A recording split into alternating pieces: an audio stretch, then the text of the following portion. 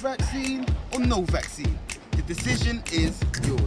Join a panel of experts and a live Q&A for an open discussion about COVID-19 and the effects of the vaccine. Sorry, so just to reintroduce yourself for the third time, sorry, if you don't mind, sorry.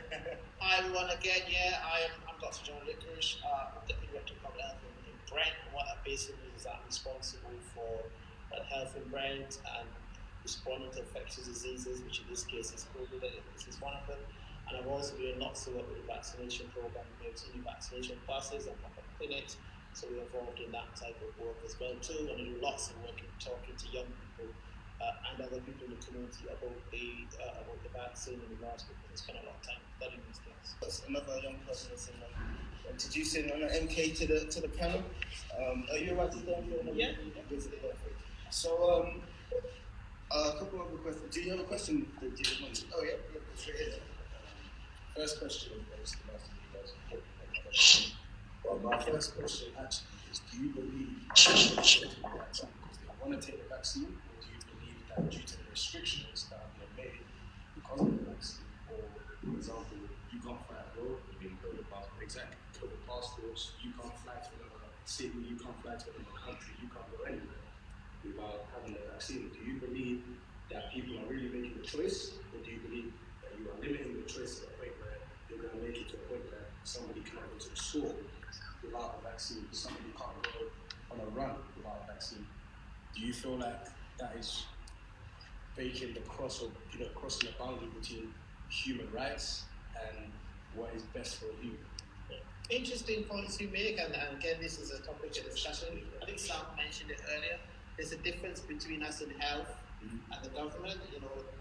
The government's job is to run the country, and they make rules, and look at science, and look at the economy, and different things, and make decisions.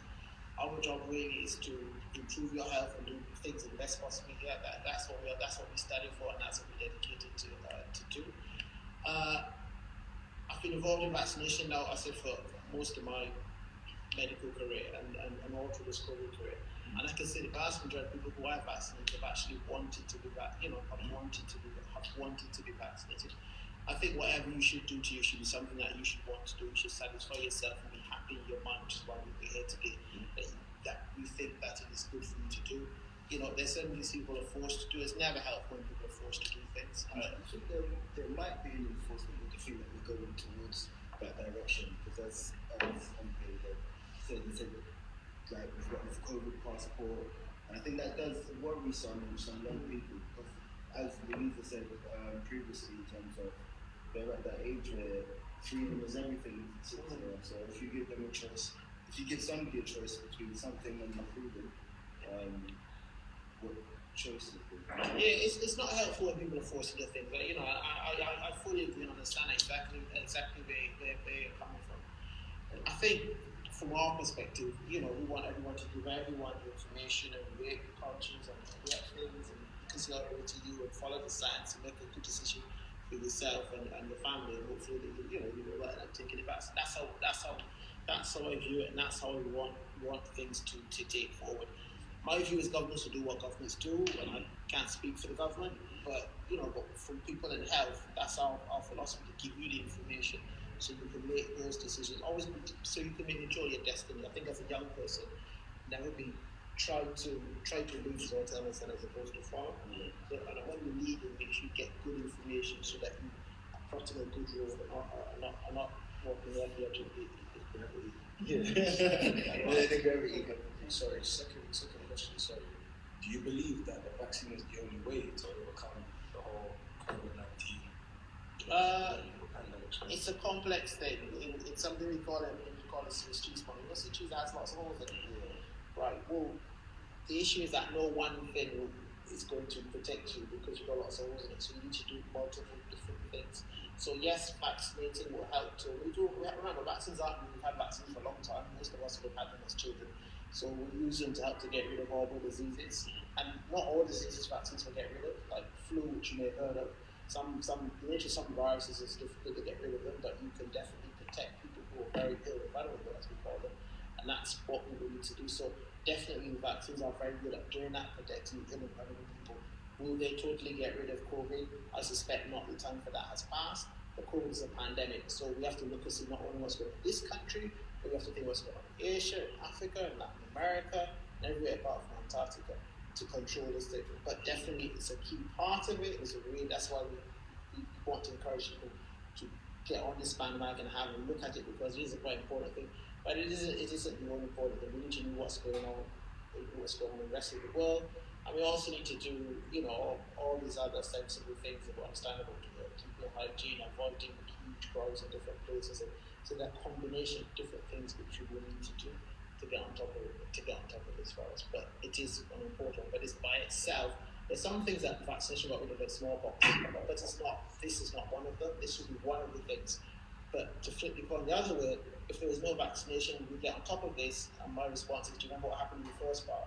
And we had lots of people unfortunately dying, many people, and that fortunately is a lot. It's not removed, but it's much better now. I had a question that was just sent into me. It might be a conspiracy theory, but I'm not too sure. Any question is a good question. Vaccinated English adults under 60 are dying at twice the rate of unvaccinated people from the same age, based on weekly data from the British government. That isn't true. I can say that part of my job is looking at data intelligence, and I can tell you that the rates of if you go into the ICUs right now or hospitals, it depending on which one you're at, between 70 and 90% of people are unvaccinated. In the hospital? Yeah. Okay. And do you have that specific age group or just in general? In general, and predominantly it's older people who tend to get unwell, as you know. But that's we call it robust data. That's factual. That's not what we think. We can measure that, and we can look at that, and we can go in hospital. You can see that. That's not even you can debate. That's factual. It's in some places, some countries even higher than 95%. Where people actually are unvaccinated people. So yeah, and that's something I want to always get good sources. Always to encourage people to science is a wonderful thing, but we always need to make sure we get good sources and get good information. Is there more mortality rate on the vaccine now?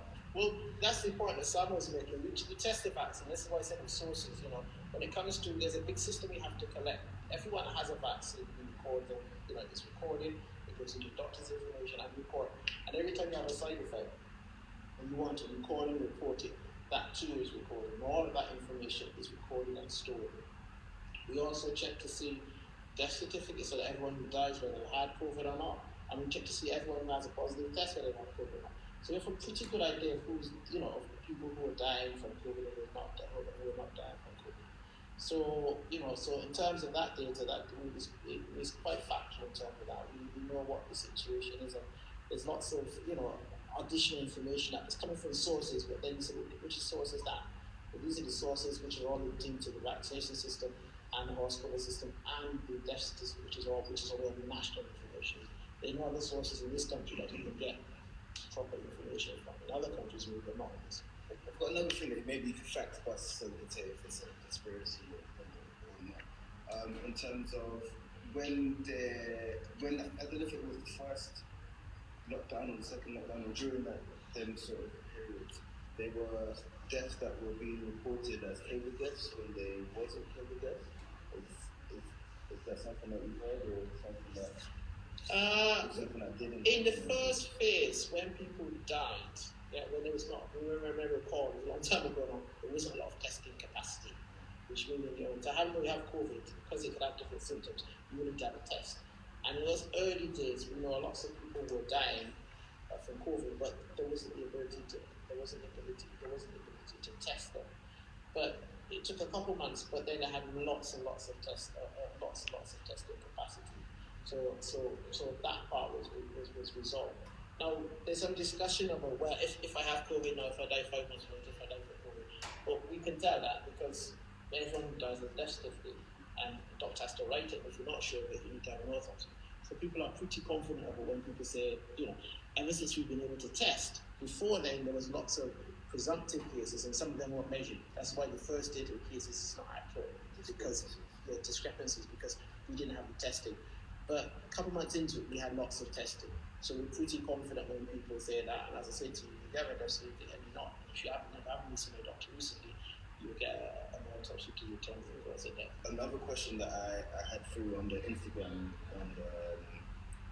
on the comments and on the DMs was the stuff that's in these vaccines. They've heard that they can affect or it impacts upon one's DNA. Can you talk a little bit about that and the vaccine affecting people at molecular sort of level? Yeah, I thought we heard that one. It's not possible. It's just That's not true at all. It's not true, and there is no way of that happening. So no vaccine at all. No vaccine. The issues where this has come from is where this has come from is because one of the vaccines, I don't want to get into complex vaccinology, but the vaccines are organisms, and organisms either have DNA or have RNA, and because they use the RNA to make the vaccine, so that's where some people go. This is where this has come from. Yeah. So one more time, just for the. Yeah, I'm saying that the vaccines themselves, they contain organisms, and when you're making, I said, most of the vaccines are making spike proteins, protein with spike protein. Yeah. So there is usually, I'm trying not to keep it simple, but usually there is the RNA, and this thing that tells the cell to make the when you inject it, it goes into your cell and it makes the RNA. Is the RNA, is that what, in terms of working on your strand? It doesn't. All that does is tell it will make a virus, and then the body kills it. Okay. Anything that comes into your body, the body is very good. It gets rid of it. Nothing that goes into your body stays. That's why, if it does, if anything comes into your body becomes overwhelming, then you end up in the hospital, you become unwell. So moments after injecting that, there's nothing for the vaccine to remain, because your body, that's how the body gets to respond. It sees it's something, a foreign material, and then it gets all these cells and antibodies that you heard of to go and fight.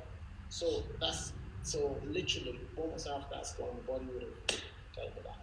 To add to that is, when you see people in influence, power, and authority, you have access to more information than anybody else has, like in terms of the general public, and they're still making decisions, or they're still coming up with statements, or they're still putting out misinformation, if you want to call it.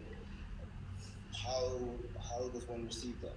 It's challenging, and I agree with you. I think back when I was a child, I used to look at President of the United States, and he was really important, a person who listened to, and always look up. Most I can say, young people, you are, you can find information faster than I can. You can get information faster than I am. My day has to be on a library and sit down and look in books. You've got all on a tip of a finger. So the most I can say to you is, as I said to you, politics is what it is.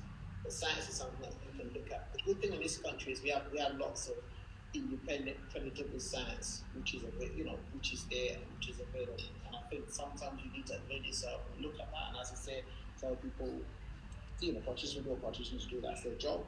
But you yourself as a young person, as I see, NHS has always got good, reliable sources of information there.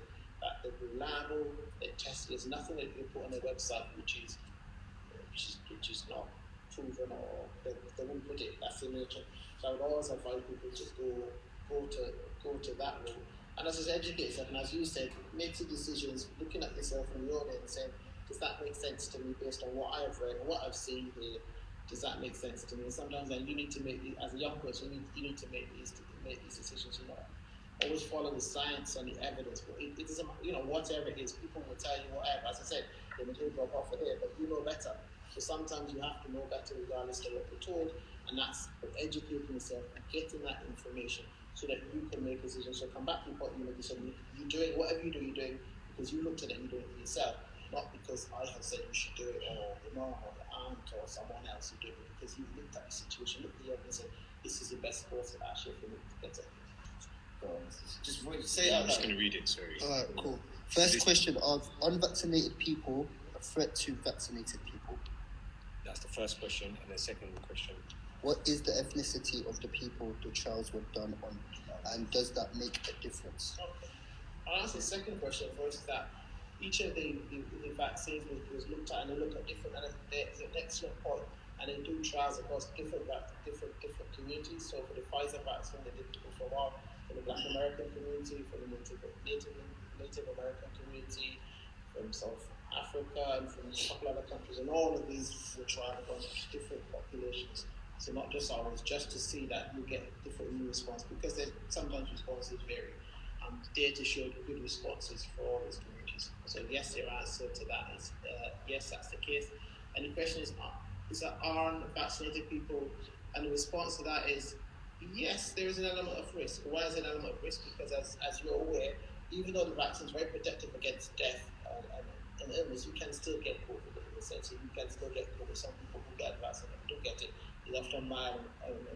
So in a sense, you want, as much as possible, reduce your risk, as it reduces risk. So, which is why you see countries with things like COVID wars and various things like that. So, yes, if someone's unvaccinated, yes, because they could get COVID. And yes, even though you're vaccinated, you could get a mild physical, which is not what you want anyhow. So, risk is a harsh word I would use. I would more say if someone's unvaccinated, we'll have a conversation. You want to have a conversation, put down conversation as to everyone's thinking. But you just have to know that person could catch COVID, yes, and they could give you COVID. Or maybe more important, could give your mom or your parent or your aunt or someone who's your friend who may run and it can give someone else who is vulnerable. So that's where we can think of it. These two are slightly more loaded questions, more about the science of the vaccine. The first one was talking about the spike protein. I think there was a study in Sweden, I think a few weeks ago, where they spoke about the spike protein and the recommendations that some of the experts have spoken about not putting the whole of the spike protein in the vaccine. Can you maybe tell us why they decided to put the whole spike in there, not just use a fragment of it as I'm going to say study. It's complicated. It's advised to say in different ways for all vaccines, and you can make one against the whole organism. You can make one against part of the spikes do different things, and some attach onto cells, and some project into cells.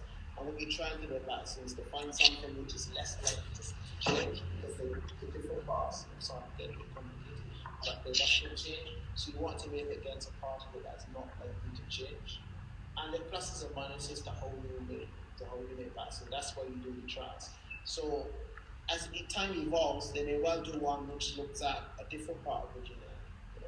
But what you have right now is to say, you look at the problems where you are and say, this was the best science, and this is what we looked at, this is what we're looking at. And the results, as I said to you, are considering we didn't have these vaccines 2 years ago, are pretty good. With time, we will change vaccines and they will evolve, because science is, I keep on telling everyone, changes. It's a constant changing. So vaccines, the next set of vaccines will be different. They'll target different parts, or they'll be different. But that's just the way we do things. And with that change, could you see an instance where that change is completely different to what's being done now?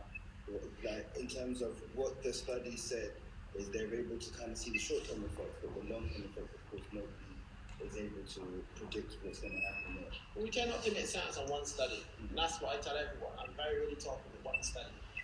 What we do in public health is we look at the system, we do systematic reviews, meaning we look at multiple studies. Why is it important to look at one study? Because one study is looking at one lab, which is looking at one particular virus, one particular time. It's just one study. It goes back to the point you were asking earlier about why you do trials in different groups, different ethnicities, because you need to make a balanced opinion based on one thing. So we never do anything in medicine based on one trial, because sometimes we've got bad studies. You may have heard sometime years ago about MMR vaccine, and somebody did a very bad study then was thought the MMR vaccine caused autism. That wasn't true, but that was one study suggested that.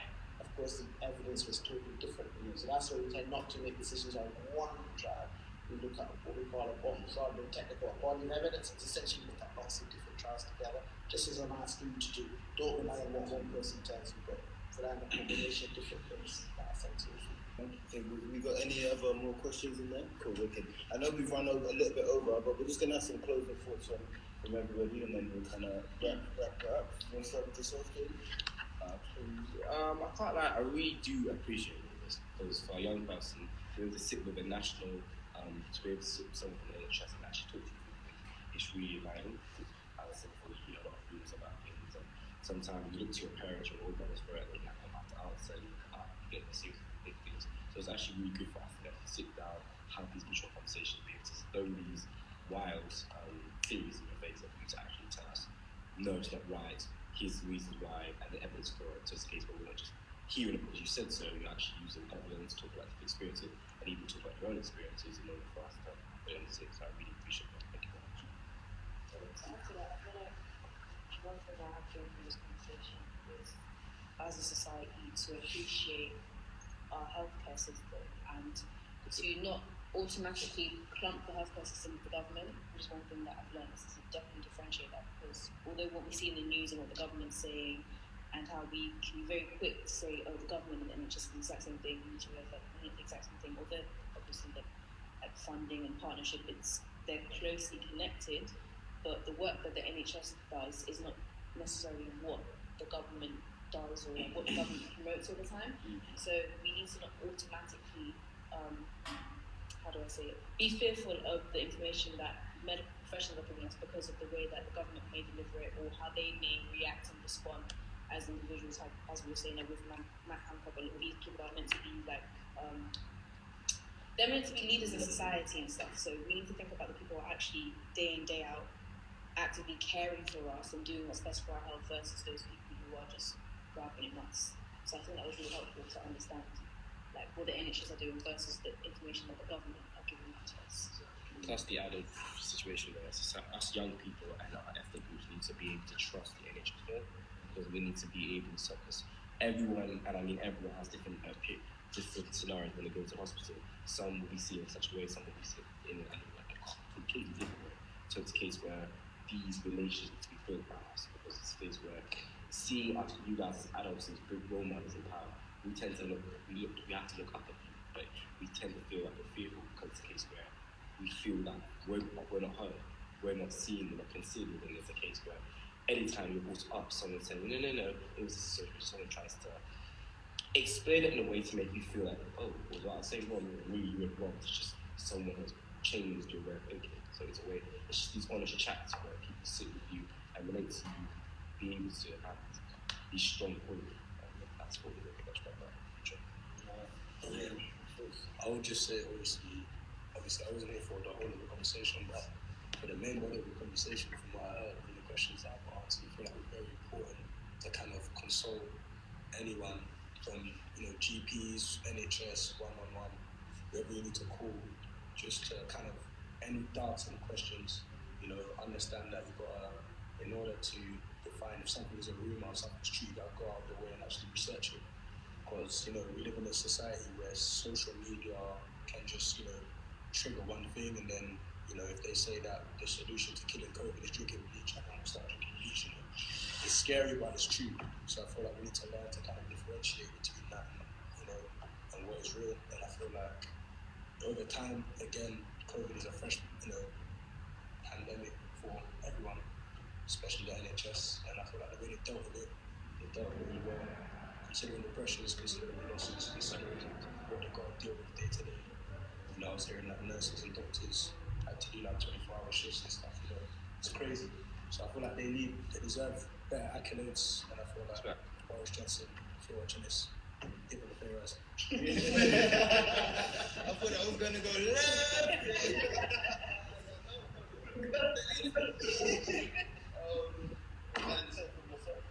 Yeah, no, I found it really instructive. I love listening to young people because I always learn something. I really learn a lot from you because we live in a world where we talk to people like ourselves, and so we really learn a lot from you to understand your insights and understand. So we're always glad to help you, and we're always happy to talk anything we can to help. We can always talk through. If not me, you can always find other people who do whatever the particular topic is. But we're always happy to say we can engage you. I think, we really need to, everyone needs to, and I think we need to educate ourselves. So for me, I've got a lot for you to get over the thing and things like issues you have for you, which changes my understanding. So we all need to change. I said every day we need to learn. That's what I always tell people. And learning is an active process, not a passive process. Social media is very passive. Social media comes very good. They send you what you like. Whatever you look at, they send you. Yes, sometimes with knowledge, there's research you have to go look, you have to go a bit harder. and the way you look for it, and that just not help. That's what that happens generally, rather than focusing on that safety, which is safety because of what we looked at last week or whenever. So it's been really good. It's been really helpful. If you do decide to take the vaccine, we want to send us at the Civic Centre. Need somebody that's in the bus. I was going to say, where can people find more information from yourself or NHS? There's a web page. If you Google it, Brent Vaccination Centre NHS, we'll even send a video from the Brent.uk/vaccination. Yeah, and if you look at that, you will find Pro-Vaccination and tell you where to get your vaccinations. As I said, you even get videos of me in Thailand since more, but it's a nicer videos on the page too. It tells you exactly all the places that you can get the vaccination. It answers some of the questions I've answered for you, and some of the other things you've answered. Put some more there in one page so that you can find them very easy. And that's a very good resource because it's aimed at people in our community, and it's a good starting place where you can get when you consider that you've made decisions. And we have lots of places in Brent, as I say, right in this building. We're down in Marsden, in Sainsbury's and Willesden. You on Instagram, maybe they can hit you up on DM. My son is like County Heights, right? The council has sent out stuff. It does send stuff. I'm ready from Instagram. It does send out stuff on stuff comes on social media. We send out flyers, we send out information, and whatever. But as I said to you, if you ever feel you should do this again, regardless, it doesn't have to be for whatever the topic it is. As part of my job now, we're always happy we find someone to facilitate whatever the topic is that you want to discuss. You can find someone who can from the area or from the community who can address it. Yeah, guys, get in the comments as well. And if you want us to speak to more government officials, medical experts, you want us to talk about certain topics, you want us to ask certain questions or certain themes, get in the comments, hit them up, hit up Brent at Brent Council as well, at HROS_official, all of that. Quick little plug in that. There's 1,000 likes and 1,000 likes will get Boris somewhere. Well, let's make it happen. But in all seriousness, I just want to thank you for coming down. Someone had to leave, but thank you for coming down as well. I feel like these discussions are very, very important. As they say, knowledge is power, and with that knowledge, you're able to make a lot more informed decisions. So having the likes of yourself there, being able to fire questions at you. I know a few questions may have come from the left, may have come from, you had conspiracy theories, you had a little bit of all sorts, but some of the questions that were there, you was able to answer, give some good answers to. I would also recommend everybody, all the information that you've heard there, go home, fact check it, do your own research as well, and make sure that